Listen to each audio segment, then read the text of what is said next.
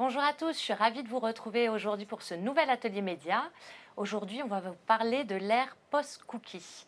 Mais avant de rentrer dans le vif du sujet, parce que je ne suis pas sûre que tout le monde connaisse bien l'agence ici, je vais vous faire quelques slides rapides sur Epoca et qui nous sommes. Donc Epoca, c'est une agence de communication RH corporate et B2B. On intervient sur un certain nombre d'expertises qu'on vous a listées à droite de l'écran. On est environ 200 collaborateurs et on accompagne plus de 300 clients. Aujourd'hui, l'agence Epoca, donc c'est une agence de communication, mais on travaille aussi avec différentes agences et filiales qui nous permettent de répondre à un scope assez large d'expertise pour nos clients. Je ne vais pas toutes vous les lister, mais on a Epoca Hub qui est un incubateur de start-up, Studio Victoire, vous êtes dans les studios aujourd'hui, des studios dans lesquels on organise nos propres événements, mais aussi qu'on met à disposition de nos clients. Nitidis qui fait de la gestion de crise, Areci qui est la structure B2B de l'agence Epoca, etc., etc. Et le Mediadesk que je représente aujourd'hui puisque je pilote l'agence média du groupe. Et je vais d'ailleurs vous parler un peu plus en détail de notre agence. Aujourd'hui, on accompagne nos clients sur trois grands métiers. Donc du conseil stratégique, on accompagne les clients pour leur proposer les meilleures activations en fonction de leur budget, en fonction de leur audience cible, en fonction de leurs KPIs. On va jusqu'à la réalisation et la production des créations. On est bien entendu une agence média avec un trading desk intégré, donc on peut travailler aussi sur tout ce qui est activation, du tracking des campagnes pour assurer les meilleures performances et pouvoir les piloter en temps réel, le setup des campagnes et aussi tout ce qui est trading et optimisation en live pour justement opérer et ajuster au mieux la campagne au fil de l'eau. On met en place aussi des ateliers médias, des formations. On a pas mal de clients qui opèrent certains leviers en interne. Donc on peut les accompagner sur les réseaux sociaux, sur le search, s'il y a besoin de plus de formation à ce niveau-là. On fait aussi pas mal d'ateliers de ciblage pour justement mettre les équipes marketing et les équipes sales pour trouver les meilleurs ciblages pour opérer vos campagnes. Choisir les meilleurs leviers, etc., etc. Et bien entendu, on est certifié sur l'ensemble des plateformes sur lesquelles on travaille, donc Twitter, LinkedIn, DV360, etc., etc. Si vous voulez plus de détails, on pourra s'en parler un petit peu après. On va rentrer tout de suite dans le vif du sujet. Donc aujourd'hui autour de la table, donc je suis accompagnée déjà de l'équipe Mediadesk avec Justine Pasquale qui est trader display et search au sein de l'équipe, Song Wang qui est consultant. Et on a la chance d'avoir aujourd'hui les experts de CIRData, qui est un partenaire avec lequel on travaille beaucoup, sur toute la partie display notamment, et qui nous permet d'avoir justement des solutions cookieless, quel que soit le niveau de funnel, que ce soit en notoriété, en considération et en conversion. Mais on parlera un peu plus tard de votre expertise. Bonjour à tous. Merci. Bonjour. Alors, au niveau du programme aujourd'hui, on va essayer de faire rapide. Justine va introduire sur la partie cookies. Qu'est-ce que les cookies et surtout, quel est l'impact que ça va avoir demain sur vos campagnes médias, le fait qu'ils disparaissent. Ensuite, avec Song, on va parler des solutions à mettre en place.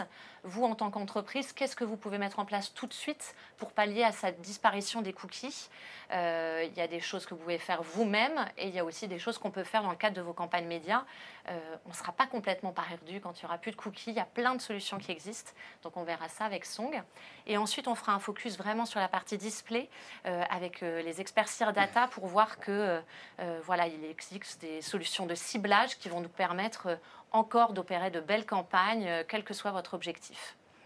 Donc, je vais passer tout de suite la parole à Justine, qui va vous parler du cookie. Qu'est-ce que c'est et quel impact ça va avoir demain?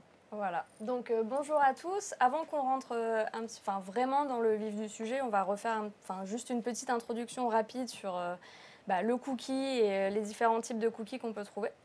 Donc déjà, un cookie, c'est quoi? Alors, un cookie, c'est un petit fichier en fait qui est interne, qui est stocké dans l'ordinateur ou le téléphone d'un utilisateur quand il va se connecter ou qu'il va consulter un site web.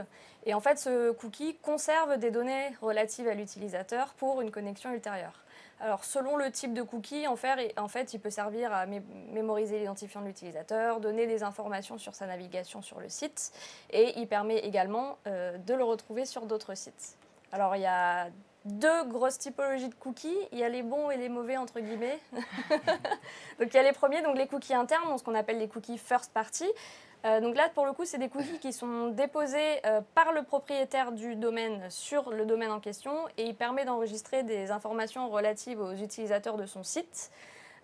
Qui sont souvent en fait nécessaires au bon fonctionnement du site. Ça retient par exemple quels sont vos identifiants de connexion, quelle est la langue de votre navigateur, etc. Et ces cookies-là sont en général cantonnés à ce site-là. Après, on a ce qu'on appelle les cookies tiers, donc les cookies third party, qui sont posés sur un site par un parti tiers qui est non propriétaire du domaine pour récolter de la donnée donc, sur les utilisateurs du site, encore une fois, pour pouvoir potentiellement suivre la navigation de cet utilisateur-là sur d'autres sites. C'est un cookie qui est donc majoritairement utilisé à des fins publicitaires et c'est celui qui est en danger puisque en fait, il a déjà été retiré de certains navigateurs, donc ils ne sont plus sur Firefox et Safari par exemple. Ça fait 2-3 ans, hein, je crois maintenant, ça fait oui. ouais. Ils sont seulement encore sur Chrome qui représente quand même 70% de part du marché sur les navigateurs. Et leur disparition a été maintes fois repoussée, mais là, elle est vraiment annoncée et vraiment considérée comme effective pour 2024. Et c'est ce genre de cookies-là qui font que si vous regardez des canapés sur Ikea et qu'ensuite vous allez sur l'équipe, vous allez avoir une bannière de canapé Ikea. Voilà, ils vous suivent. Donc en fait, leur disparition là, pour l'année prochaine vont avoir des conséquences en fait, sur nous, la manière dont on opère les campagnes et sur tout l'écosystème du digital. Il y a énormément de conséquences. On a du mal encore à toutes vraiment les cerner, mais il y en a des principales, en tout cas pour nous, ce qu'on fait sur nos campagnes. Déjà, ça va être beaucoup plus difficile en fait, de suivre les utilisateurs. Donc il va y avoir un impact assez fort sur en fait, des stratégies qui sont très utilisées pour des campagnes, notamment bas de funnel, des campagnes à la conversion, au lead, etc. En fait, ça va impacter ce qu'on appelle le retargeting ou le remarketing. Donc, quand on identifie des utilisateurs qui sont allés sur votre site et qu'on va les retoucher ou qui soient ailleurs sur Internet, grosso modo. Donc là, on va avoir beaucoup de mal à suivre et retoucher ces gens-là.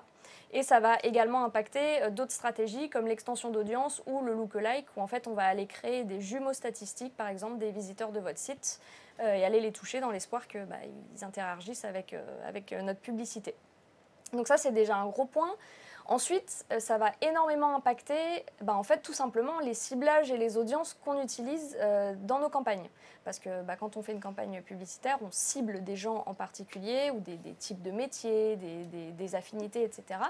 Là, avec le cookie, on arrive à avoir quand même des ciblages qui sont très personnalisés, individuels, très granulaires. On peut aller très très loin en fait, dans les spécificités relatives à un utilisateur. Et en fait, ce qui est en train de se dégager là, c'est qu'on va partir d'un ciblage individuel à des ciblages en fait, qui seront agrégés, qui seront groupés. Il y a des solutions qui sont développées qui vont s'appeler en fait on va appeler ça le ciblage par cohorte. Donc on ne va plus pouvoir cibler un utilisateur donné, on va cibler en fait des groupes d'utilisateurs qui ont de leur navigation. En fonction en fait de leur historique de navigation, ils auront été classifiés dans des groupes affinitaires, des groupes d'intérêt. Et c'est eux qu'on va pouvoir cibler. Alors le problème avec ça, c'est que potentiellement, on va avoir une perte de précision dans nos ciblages forcément assez importante et une perte d'échelle parce qu'on sait ce qu'on perd avec le ciblage individuel, on ne sait pas ce qu'on gagne avec un ciblage beaucoup plus large. Et ça pourra être assez difficile d'évaluer en fait, les résultats d'une campagne quand on fonctionnera par groupe de personnes. Ensuite, en termes de mesures, on va vraiment passer en fait, d'un système déterministe où avec le cookie, on arrive à suivre de manière quand même assez précise les interactions d'un utilisateur et aussi l'attribution des conversions sur en fait, les différents leviers, etc. Donc là, on va vraiment passer de quelque chose de très déterminé à quelque chose de probabiliste où il faudra en fait, sûrement développer d'autres moyens de comprendre comment les conversions des campagnes se passent, qui convertit, quel chemin, etc. Et en fait, on va sûrement assister au développement d'aides pour ça, donc beaucoup plus d'intelligence artificielle, de machine learning, etc. Et quelque chose qui ressort aussi beaucoup et qu'on encourage les entreprises à développer, c'est de développer le MMM, ce qui prend du temps, ce qui n'est pas une solution instantanée, mais c'est une solution qui ressort le plus quand on parle du cookie-less.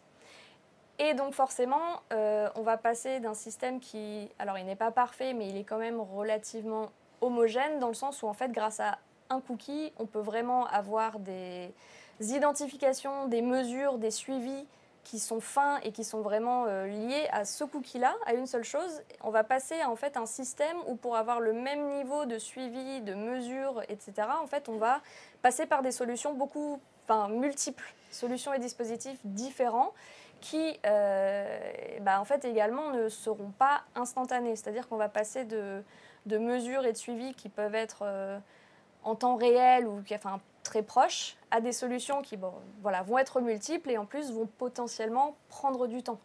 Donc on aura plus dur d'optimiser en temps réel. D'optimiser en temps réel et d'avoir les résultats du parcours utilisateur, de nos conversions, de comment ça s'est fait, etc. On l'aura potentiellement pas tout de suite, donc il faudra s'armer de patience. Et voilà, il y aura énormément de choses à mettre en place, ça prendra du temps. Donc ça a quand même un certain impact, mais heureusement, il existe quelques solutions. Exactement. Très bonne transition. Mettre en place et voir avec Song, qui a travaillé sur cette partie. Donc, qu'est-ce qu'on fait now? Et puis, on ne va pas attendre que Google décide enfin de mettre en place ça, parce que on l'attend depuis plusieurs années. Autant tester en amont les choses et pas attendre qu'on arrive vraiment à la date butoir. Tout à fait. Alors qu'au lieu d'attendre que Google ou les GAFA contrôlent notre audience, c'est le moment qu'on reprend le contrôle sur notre propre données, notre propre audience. Donc, comme en face de ce changement, de cette transformation, et vers l'ère un peu moins d'incertitude, donc comment un annonceur B2B pourra s'adapter à l'ère de cookieless. Donc éventuellement, il y en a 3 volets qu'éventuellement on pourra travailler là-dessus. Premièrement, c'est ce que j'ai mentionné juste avant, c'est reprendre le contrôle, repositionner votre donnée first party, donc toutes les données que vous récoltez via votre site, via votre point de vente, dans votre propre système, dans le système de l'entreprise, pour remettre tout ça au cœur de votre stratégie de communication, de marketing, mais aussi de business. Et parce qu'on sait, tous les bons marketeurs savent très bien que ça coûte moins cher de upselling sur un client que récupérer un nouveau client. Donc ça, c'est le premier volet, donc repositionner le first party data. Et ça peut passer par des campagnes de trafic là, actuelles à mettre en place pour générer un maximum de trafic et récupérer de la data. Oui. Et le deuxième volet, c'est on a perdu la finesse de ciblage. Donc on rentre dans une stratégie de contextualiser. Donc il y a plus d'importance sur le ciblage contextuel qu'on a déjà utilisé dans certains leviers comme Search ou comme Display aujourd'hui, mais cette importance est de plus en plus basée sur le contextuel que Sirdata va forcément vous présenter par plus de détails tout à l'heure. Et un autre sujet, c'est le IA qui va rentrer dans ce jeu-là, qui va jouer un rôle de plus en plus important dans le faveur de l'annonceur, mais aussi dans pour l'agence aussi. Et le troisième volet, c'est comment on rentre dans une phase où il y a moins d'incertitude. Donc la meilleure approche, c'est identifier le partenaire qui est fiable, qui est plus performant. Pour identifier ça, ce n'est pas facile parce que le contrôle de données, c'est de plus en plus vers le propriétaire. Donc, il y a les GAFA vers LinkedIn. Nous, on appelle ça le walled gardens. Donc, toutes les données restent dans leur propriété. Et après, il y a de plus en plus de données de partenariat, de publishers ou des retail media, etc. Donc tout ça, il y a de plus en plus d'acteurs sur le marché et on connaît de moins en moins, sachant que ce sera un nouveau truc. Et donc la meilleure approche pour identifier ça, c'est tester, tester et tester. Donc, alors, au niveau pour le premier volet, donc investir dans les données de première partie, donc c'est votre propre donnée, pour bien exploiter ces données de first party. Donc, il y a trois grandes étapes à faire. Donc, premièrement, c'est collecter les données, donc mettre en place les ressources techniques, mais aussi humaines. Donc, l'air qu'un responsable ou un directeur ou manager, marketeur, marketing qui gère tout avec une agence, l'air est déjà presque fini. Donc, il faut une équipe qui travaille ensemble avec un marketeur, le commercial, mais aussi les data scientists, les data analytics pour mettre en place la collecte de données proprement. Et après, il y a comme Google Analytics, c'est basé sur cookies. Alors, donc, dans l'ère de cookieless, il y a d'autres alternatives déjà existantes pour permettre de faire le switch. Donc, il y a des gros noms, Matomo, qui est une entreprise française qui est très, très avancée. On a déjà testé dans l'agence. Il est très très développé dans ce marché. Il y a aussi Piano, un autre acteur sur ce sujet-là. Une fois les données sont connectées, et le deuxième objectif, c'est unifier les données. Unifier, c'est-à-dire dans le sens que fournir une vue globale et holistique de toute interaction de votre client, de votre prospect, quel que soit sur votre touchpoints en ligne, mais aussi offline, parce que même dans le B2B, il y en a des points de vente ou des points de service physiques, hein, mais l'idée, c'est fournir une expérience globale à nos clients, en fait. Et pour fournir, c'est simple à dire, fournir une expérience meilleure, globale et unifiée à notre client, mais tout ça, au derrière, il faut avoir les données comme un support.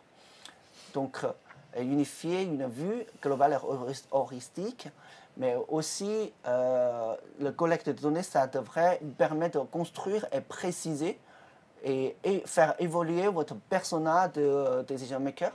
Parce que dans le domaine B2B, la spécialité, c'est une décision, ça ne se prise pas par une seule personne, mais plutôt par un groupe de personnes ou une chaîne de décision. Donc, chaque decision maker sur la chaîne, il y a un rôle sur la prise de décision. Donc, il faut bien adapter, connaître de mieux en plus ces personas de votre client, de la chaîne de décision. Et bien sûr, la troisième étape, c'est l'objectif ultra, c'est Ultrim, c'est comment exploiter ces données-là. Si on ne l'utilise pas, les données collectées, unifiées, ça ne sert à rien.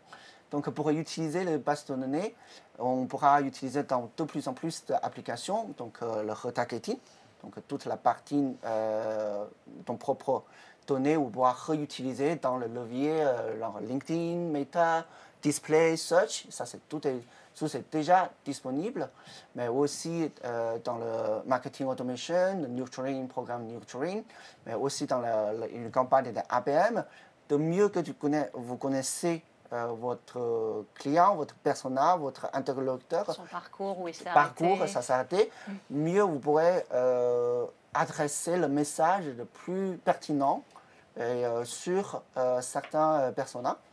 Et après, bien sûr, que vous connaissez, de mieux vous connaissez votre client, de mieux vous connaissez leurs problèmes. Donc, ça crée des opportunités de upselling, de cross-selling pour votre entreprise. Après, ça demande un peu plus de créativité aussi, d'identifier de nouveaux utilités de données. Alors qu'aujourd'hui, quand on dit dans les données, il y a un numéro de téléphone, souvent, dans la plupart des cas, c'est le commercial prend leur téléphone, appelle le prospect. Est-ce que vous avez une opportunité? Est-ce que vous avez un projet en cours? Alors que il y en a déjà des... alors le téléphone, il ne recevra pas que l'appel, il recevra aussi le SMS. Et ça, SMS, c'est un levier que nous, on identifié de l'intérieur, que c'est un levier qui est en train de monter en compétence, non seulement sur la partie notoriété, mais aussi sur la partie engagement, engager l'audience, engager le prospect, etc.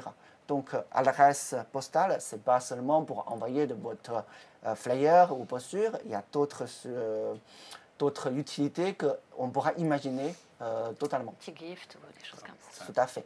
C'est intéressant parce que vous parlez de données première partie et c'est vrai que c'est quelque chose qui est important, c'est-à-dire qu'il n'y a pas que les cookies qui sont utilisés pour déployer des campagnes, que ce soit des campagnes display mais aussi SMS email. Et c'est vrai qu'on peut utiliser d'autres ID comme l'adresse email pour après pouvoir retoucher ses utilisateurs. Donc c'est vrai qu'effectivement le cookie serve va être amené à disparaître. Il y a le cookie first qui reste, mais il y aura d'autres ID aussi que le cookie pour pouvoir après se servir de ces ID pour déployer des campagnes. Donc c'est intéressant que vous parliez sur ce point-là. Tout à fait. Alors du coup, dans le deuxième volet, c'est le ciblage contextuel. Alors qu'aujourd'hui, le ciblage c'est principalement sur les comportements des interlocuteurs. Avec la disparition de cookies tiers, la communication entre les cookies, entre les différents l'environnement publicitaire seront de plus en plus difficiles. Et du coup, il y a la publicité comportementale qui se basait sur le historique de navigation des interlocuteurs, ce sera de moins en moins important. Et ça donne plus d'opportunités vers la publicité contextuelle qui est donnée un peu plus de visibilité, de temps réel sur les ciblages. Et c'est un moyen qui applique à tout le funnel. Alors, il y a pas mal de nos clients, ils pensent que quand on parlait de publicité ou ciblage contextuel, ils pensent c'est pour la notoriété, mais pour le reach, pour l'engagement ou considération. C'est vrai, mais pas que. Parce qu'avec l'avancement de technologie et de notre partenariat, genre comme Cirtata ou comme Weborama, on a maintenant avoir le résultat ou les cas concrets d'utiliser la publicité contextuelle pour la conversion aussi. Donc, c'est un levier qui de plus en plus couvre full funnel. Après, avec l'aide de IA, donc ça permet aussi d'avoir l'audience de lookalike extensible à partir de votre propre donnée. Donc, à partir de votre propre donnée, de votre propre client, ce levier, ça permet aussi d'avoir une audience lookalike, quel que soit sur l'open web, mais aussi dans le Walled Garden, dans LinkedIn. Ça permet aussi d'avoir ça aussi. Et aussi, avec l'avancement de l'algorithme qui est boosté par l'arrivée de l'IA, ça permet aussi de mieux comprendre l'internaute dans un scénario A et dans un scénario B, ils n'ont pas la même attention. Parce qu'ils n'ont pas la lecture de l'article, ou la manière, ou le temps, ou l'heure de lecture de l'article, ou un article ou l'autre. Ça signifie différents sens pour les publicitaires. Et puis c'est aussi un peu moins intrusif, c'est-à-dire qu'on arrive dans un contexte sur lequel quelqu'un recherche de l'actualité, donc on va lui pousser un contenu publicitaire qui est adapté au contenu qu'il est en train de... Oui. En fait, avec ça, c'est-à-dire que par exemple sur un site de l'équipe, on verra moins de publicités qui vendent les box de Wi-Fi ou de connexion Internet. On aura plus de publicité qui est liée à la thème sportive, etc. Il y a pas mal d'études d'ailleurs qui sont sorties là-dessus pour montrer que justement que le taux de mémorisation des campagnes était plus élevé sur ce type de ciblage parce qu'on est plus attentif quand la publicité est en lien avec l'article qu'on est en train de lire.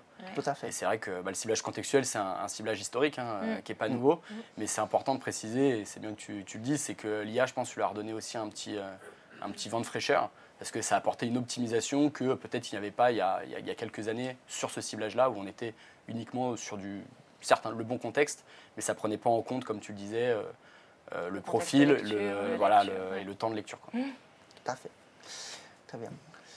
Alors, le troisième volet qui vous allez stabiliser votre stratégie de communication, c'est nouer les partenariats fiables et performants.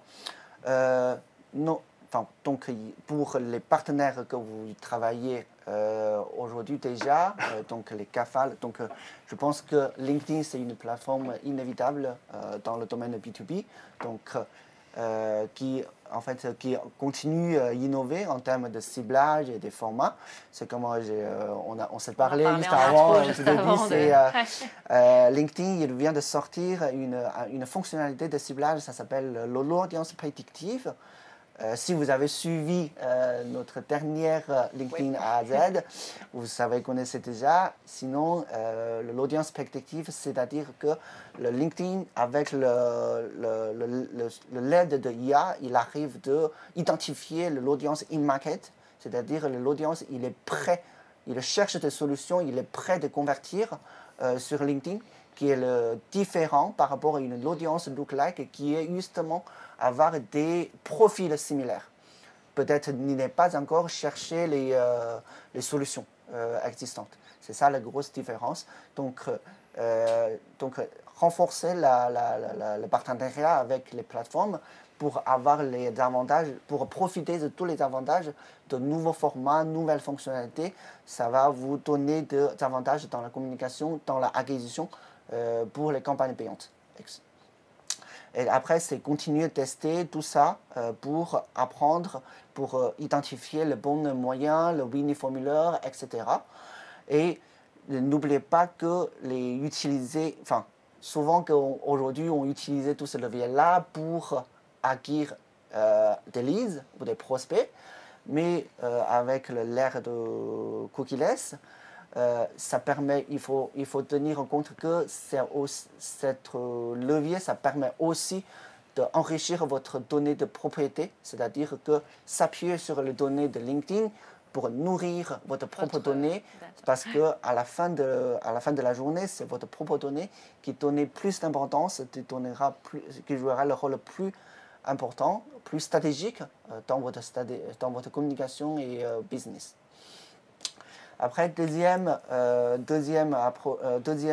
point que vous pouvez faire, c'est exploiter le potentiel des first party données des autres, alors que avec la disparition de cookies tiers, donc il ne reste que les cookies de first party. Alors le first party, c'est quoi? C'est les données de l'entreprise, mais aussi les données des publishers, des distributeurs. Ça aussi, c'est considéré comme les first données aussi. Mais ça va pas, la disparition de cookies tiers, ça ne va pas dire qu'on ne peut plus utiliser les données de publishers, ou Le Monde, ou L'Équipe, ou Le Figaro, mais ce sera plus difficile de l'utiliser. Mais ça sera dans leur écosystème. Ça sera dans leur écosystème. Il y aura de plus en plus de deals one-to-one, c'est-à-dire il faut négocier avec chaque éditeur, chaque régie, chaque propriétaire de données pour l'utilisation de leurs propres données. Donc, ça donne plus d'importance pour l'expertise, comme une agence média ou pour la connaissance de partenaires que déjà testé et apprenti. Mais aussi, après, en attendant, on a des solutions sur le chemin, ça s'appelle Data Clean Room. En fait, Data Clean Room, c'est une plateforme qui permet de brancher les différents données de différents partenaires. Et après, ici, on fait des échanges des données, de l'utilisation des données. On peut acheter ou vendre les données. C'est comme une bourse de données, c'est ça. Donc la solution est en cours et elle n'est pas encore existée. Donc à court terme, pour utiliser les données de Le Monde, Le Figaro, les médias, il faut y aller directement faire le deal one-to-one. Et dernier conseil que je peux vous donner, c'est diversifier les canaux de diffusion, de communication, sachant qu'aujourd'hui, ce qu'on a testé, la manière de fonctionnement a totalement changé avec la disparition. Donc, tout est permis. Donc, on pourra retester, penser à tester le TV segmenté. que éventuellement ça prend en compte justement la situation contextuelle de l'internaute. Ce sera quand il regarde la télé, c'est pas, on pourra faire une publicité ou un messaging différente. L'interlocuteur regarde la même série, le même endroit, la même ville, le matin est différent que le soir. Je vais donner un exemple, on l'a fait avec BFM Business. Aujourd'hui, on peut, dans le groupe Altis, quelqu'un qui va consommer une émission sur BFM Business, etc., on va pouvoir aller le retargeter sur BFM, RMC Story, RMC, etc., oui, avec une pub dédiée donc, sur quelqu'un qui, a priori, s'intéresse au sujet B2B. Et donc, ça permet d'avoir des clés d'entrée qui sont beaucoup moins importantes, parce que la télé, ça fait toujours un peu peur. Hein. Et là, on peut commencer à 15 000, je crois, une campagne. Et avec un vrai ciblage, donc c'est vraiment des choses à tester également. Tout à fait. C'est vrai, juste pour compléter ce que vous dites, nous justement on a la possibilité aussi de proposer nos segments d'audience en télé-segmenté, ouais, et c'est très bien de dire qu'il faut tester sur tous les canaux, parce que maintenant, même si il est un peu plus difficile d'utiliser ces cookies earned, c'est quand même, on a quand même la possibilité d'activer des stratégies d'audience au global. Nous, on va parler plutôt de display après, mais on peut aussi accompagner sur des ciblages sur ces leviers-là, et c'est comme ça qu'on pousse à le faire en tout cas. Et c'est l'avantage, c'est qu'il y a énormément d'autres identifiants pour pouvoir cibler les bonnes audiences aussi en télé, ce qui est nouveau. Et en display, ça l'est moins, mais en tout cas, faire en sorte de créer des synergies entre les deux, soit dans des logiques de répétition ou de couverture incrémentale. Donc c'est vrai que c'est, en tout cas, et je suis tout à fait d'accord avec toi, il faut tester. Tester et pas allouer des énormes pockets, mais voir ce qui réagit bien pour se focuser après. C'est ça. En fait, on a de plus en plus. En fait, il y a tous les leviers, ils sont en train d'évoluer. Donc, il faut tester parce que le fonctionnement a changé. Donc, il faut tester, identifier votre propre levier ou la combinaison la plus gagnante pour votre propre business. Donc, pensez le segment, le TV segmenté, pensez le podcasting, et l'audio, le SMS, qui devient un levier, une approche très intime, très performant pour la last minute promotion, etc. Donc, l'esprit utilisé en B2C d'ailleurs, oui, mais en B2B aussi. Oui.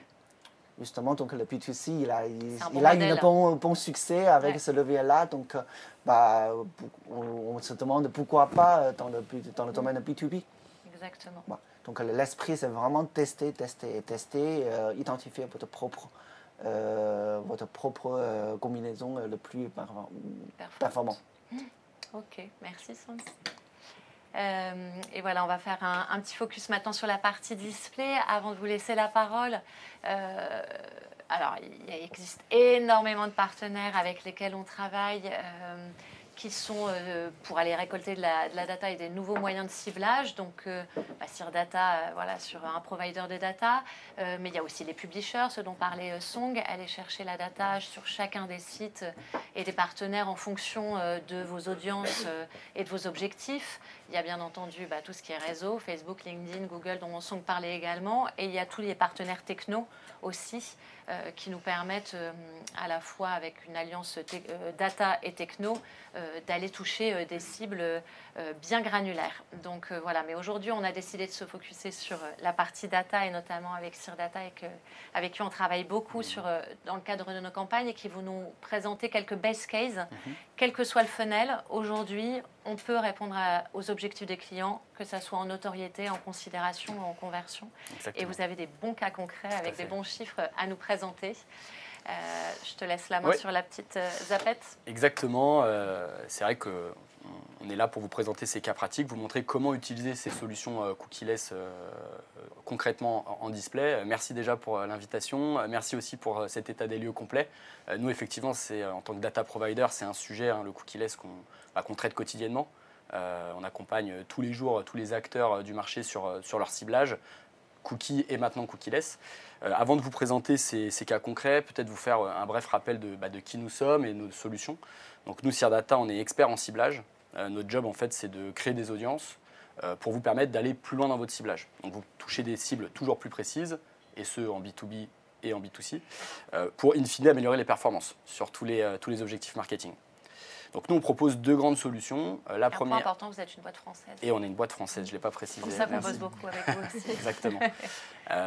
Et du coup, on a deux grandes solutions. La première est user-centric.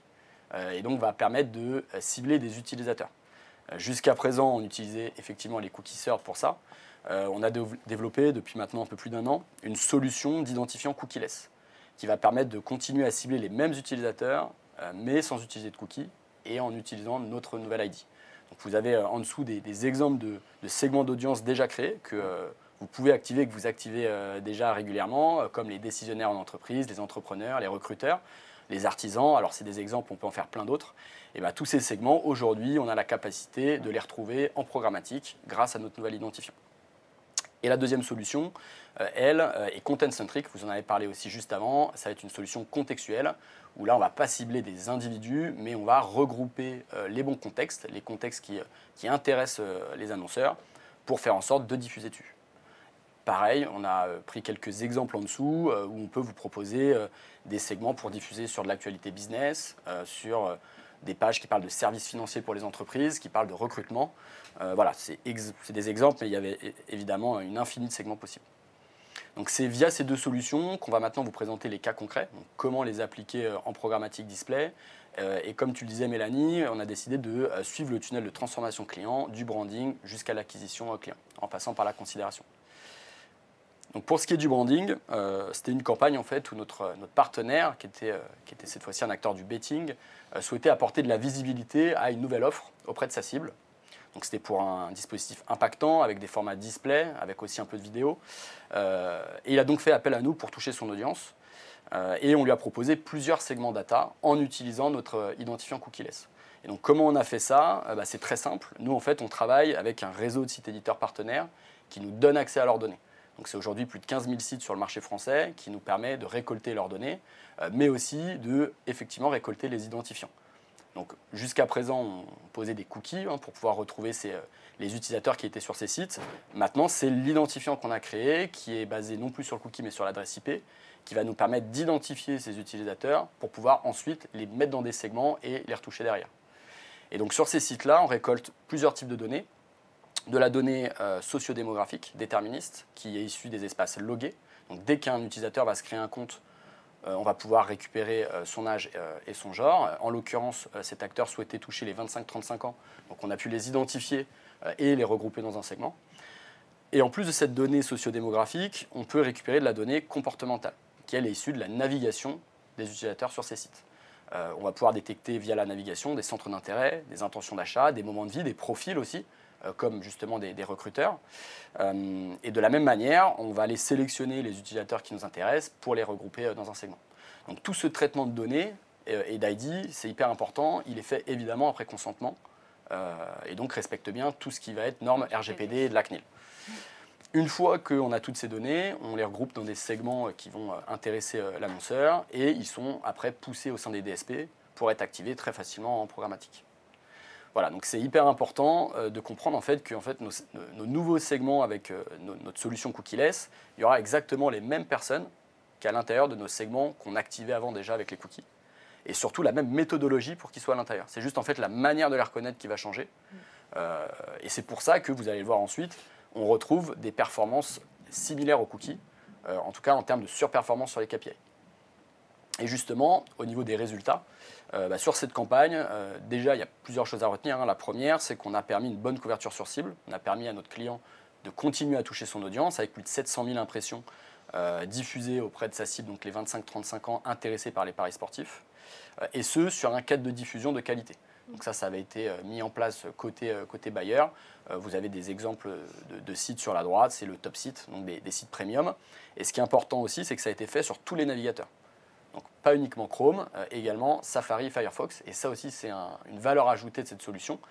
C'est que les cookies, vous l'avez précisé, ne sont pas disponibles depuis maintenant plusieurs années sur ces navigateurs Safari, Firefox.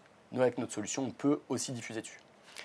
Et en plus de cette couverture, on a permis une bonne émergence avec un taux de visibilité de plus de 80% et un taux de vidéo vue de plus de 75% pour la partie vidéo de la campagne.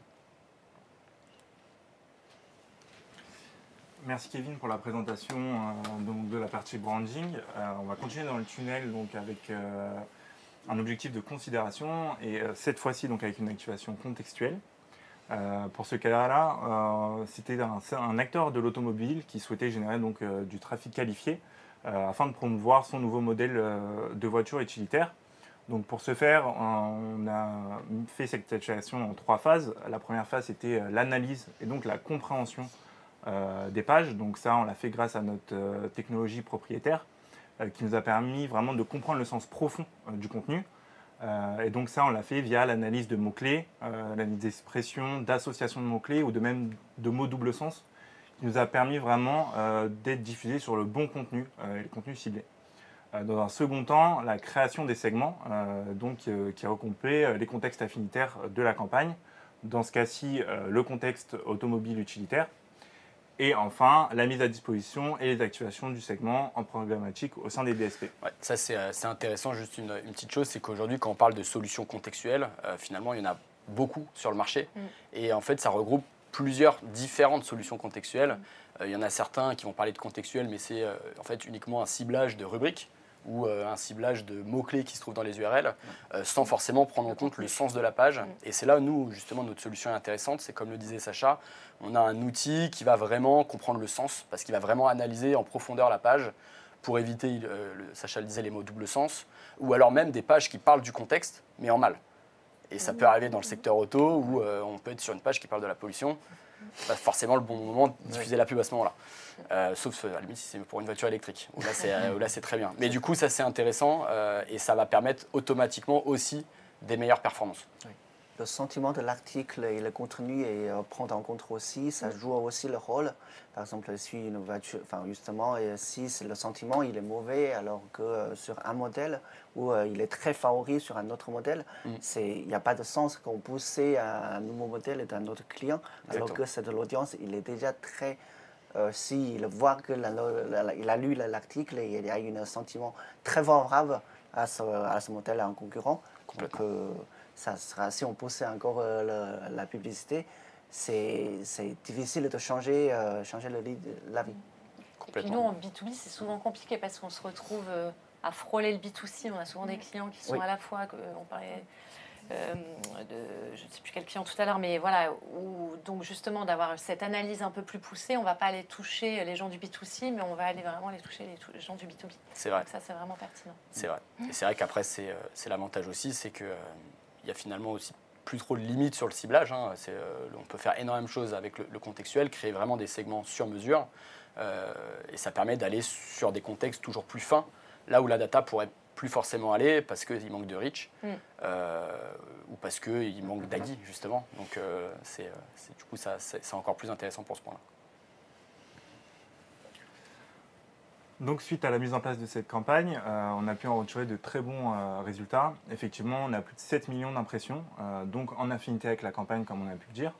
On a pu le diffuser sur des sites comme Le Bon Coin, Annos Automobile, l'Automobile Magazine et La Centrale qui sont vraiment des sites en cohérence avec la cible, mais aussi Le Figaro, qui a un contenu un peu plus généraliste, mais qui a des pages justement avec du contenu automobile. Dans un second temps, on a pu remarquer une audience vraiment très réceptive au message de la marque, et notamment on le voit dans les chiffres, avec un taux de clic qui est à 0,15%, vs un benchmarké à 0,10 sur l'IAB. Et là, surtout le plus important, on remarque un temps passé en moyenne de 50 secondes par page et plus de 3 pages consultées par utilisateur, ce qui prouve vraiment la qualité du trafic et l'intérêt de la cible. Complètement. Ouais. Et c'est vrai qu'on a choisi cette solution pour ce cas pratique considération, mais vous le disiez tout à l'heure, ça peut être exploité sur tous les objectifs, aussi en branding, aussi en performance. Donc c'est une solution qui est vraiment intéressante. On va continuer donc sur la dernière étape, l'acquisition. Le nerf de la guerre. Exactement. Pour nous. Toutes ces étapes pour celle-ci.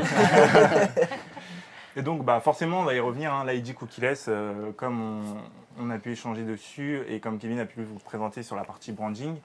Le but est bien entendu de générer des leads et donc de maximiser le nombre de donations auprès des associations pour ce cas-là.